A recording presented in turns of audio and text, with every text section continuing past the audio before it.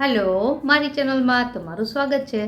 आज बनावीशुं veg उत्तपमनी recipe, जेमां उत्तपम छे एनुं बेटर पण आपणे घरे ज बनावीशुं। तो चलो एकदम सरल मापथी रेसिपी शरू करीए।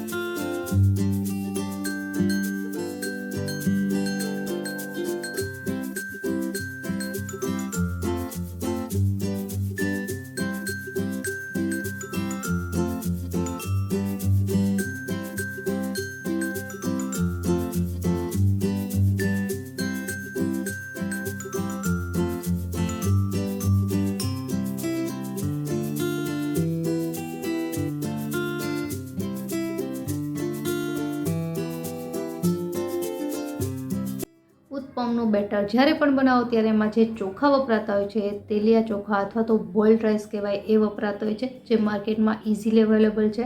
અને અહીં મેં 2 વાટકી ચોખા, એની સામે 1 વાટકી જેટલી અડદની દાળ અને 1/4 કપ જેટલા ચોખાના પૌવા લીધા છે। અહીં મેં ચોખાના પૌવા અને અડદની દાળને સાથે જ પલાળી હતી અને જે ચોખા છે એને અલગ પલાળ્યા છે। આ બધી વસ્તુને આપણે 5 થી 6 કલાક માટે પલાળવાની છે। સારી રીતે પલળી જાય એટલે એ પાણી છે એ કાઢી લેવાનું અને ત્યારબાદ મિક્સર જારમાં થોડી થોડી છાશ એડ કરતા જઈને આ બધી વસ્તુને પીસી લેવાની છે।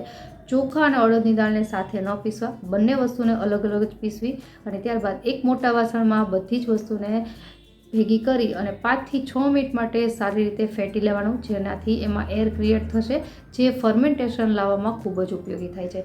ત્યારબાદ ઢાંકણ ઢાંકી અને એને 8 થી 10 કલાક માટે ફર્મેન્ટેશન માટે રાખવાનું છે, જેનાથી સારું એવો આથો આવશે અને આપણા ઉત્પમ એકદમ સરસ બનશે।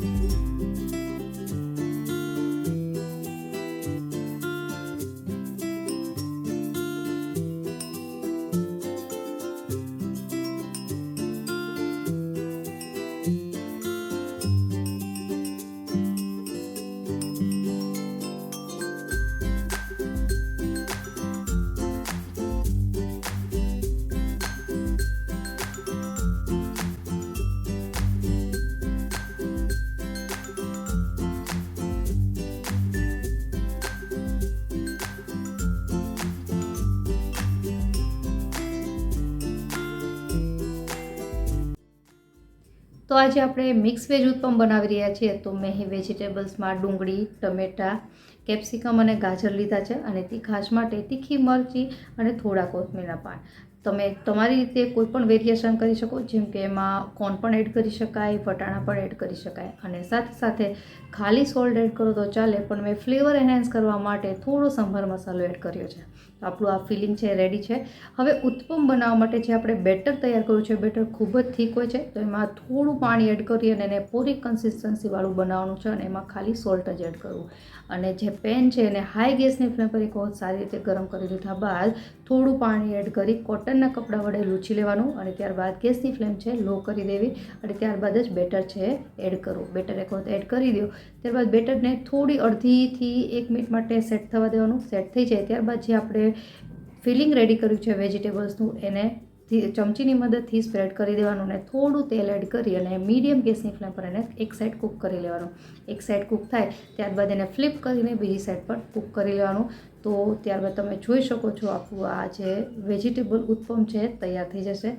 તો એકદમ ઇઝી રીતથી આ ઉત્પમ બની જાય છે।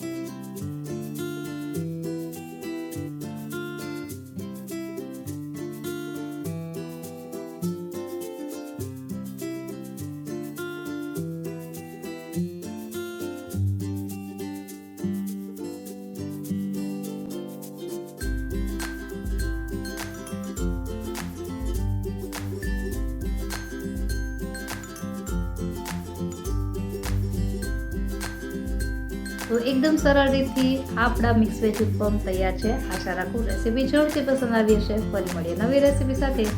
બાય.